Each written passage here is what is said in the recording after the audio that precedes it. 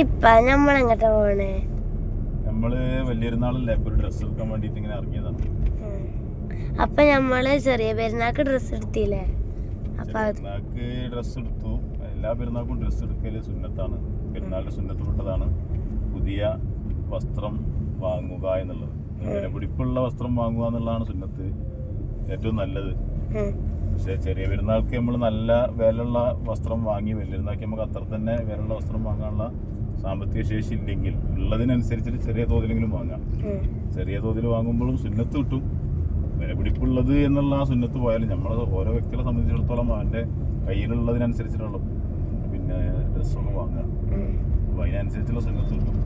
പക്ഷെ തീരെ എടുക്കാതിരുന്നാലും ഡ്രസ്സ് എടുക്കാനുള്ള ചെറുതായിട്ടെങ്കിലും ഡ്രസ്സ് എടുക്കാനുള്ള പൈസ ഉണ്ട്, എന്നാലും നമ്മൾ എടുക്കാതിരുന്നാൽ ഒരു പ്രബലമായൊരു സുന്നത്ത് നഷ്ടപ്പെടും. അപ്പോൾ ആ സുന്നത്ത് കിട്ടാൻ വേണ്ടി വലിയൊരുനാളിൻ്റെ എല്ലാ സുന്നത്തുകളും നമുക്ക് കിട്ടുക എന്ന് പറഞ്ഞാൽ വലിയ കൂലിയുള്ള കാര്യമാണല്ലോ.